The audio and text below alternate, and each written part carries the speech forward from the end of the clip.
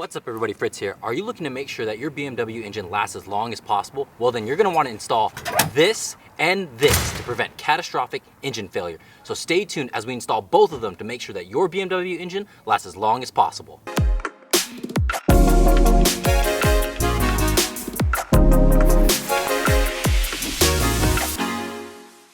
That's right, we're at about the 50,000 mile mark on the M235i, which means it's about time to change out our Serpentine belt.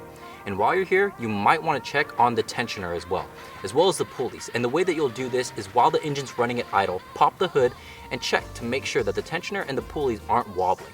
As you can see here, both of mine are still working well, so we're only going to change out the belt. But if you do need these things replaced, the good thing is that FCP Euro, who gives you a lifetime warranty on their products, will provide all this in a kit. The tensioner, the pulley, the belt, as well as the bolt for the tensioner are all included here. But while we're here, we're going to take it one step further and install the crankshaft seal guard from Keys Motorsports to make sure that if our belt comes off the harmonic balancer, it won't get sucked into the crankshaft and we won't have those bits of belt in order to seize up our engine, giving us the dreaded engine failure that a lot of these N55, S55, as well as the N54 engines are plagued with. And what makes this the best seal on the market is that it's precision machined out of one solid block of aluminum, but not only from the front and the bottom where the screws thread in, but also from the back, so it fits perfectly in the seal and making sure that you're going to sit it in the proper position every single time. And they even include the extra elongated bolts that are necessary for this installation. So without further ado, let's go ahead and get these things installed in the BMW and prevent that premature engine failure. Once you pop the hood, remove the intake by its 4 clips at the airbox, the hose clamp that leads to the turbo inlet pipe, and the center grommet.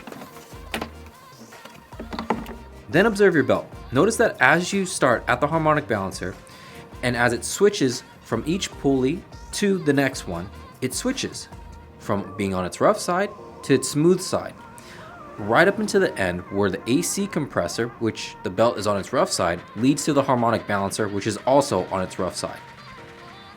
I would recommend that you take a picture, create a drawing, or if you have the same engine as me, feel free to take a screenshot.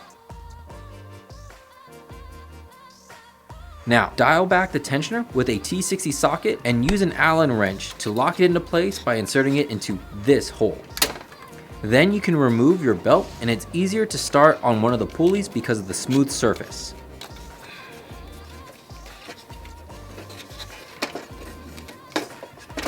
In order to remove the harmonic balancer without removing the fan, I used a 1/4 inch socket with a 3/8 adapter and a T10 socket. As you can see, this is a tight space that a typical 3-inch extension or even a 2-inch 3/8 socket extension would not fit in.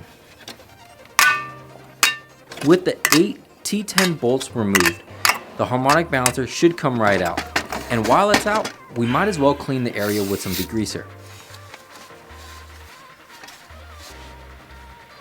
Remove the 2 T12 bolts just below the crankshaft bolt. It's a little bit hard to see from the top, but from below, it's these 2 bolts. Then we can place in our seal guard and make sure to use the extended T10 bolts that are supplied in the kit in order to lock it into place. Before you tighten down these 2 bolts to 22 Newton meters, observe that the seal guard is flush against the seal, but because of its design, this shouldn't be a problem.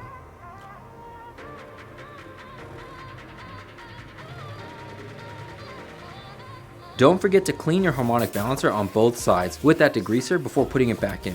As you can see, there is quite a bit of filth on mine. Now observe your harmonic balancer.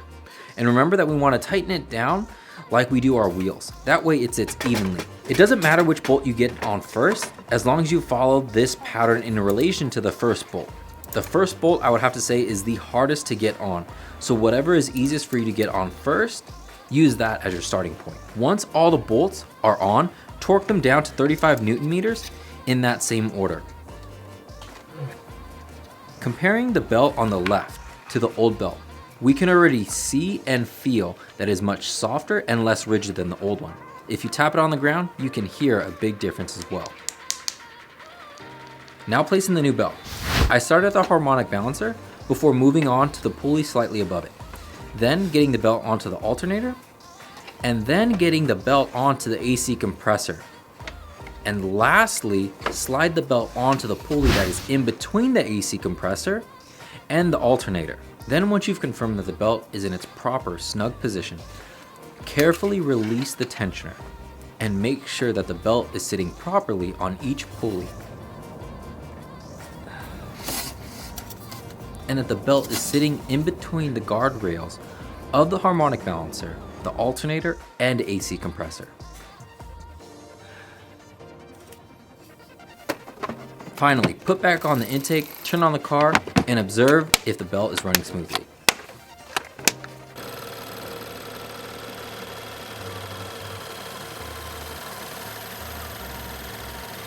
If it is, close it up.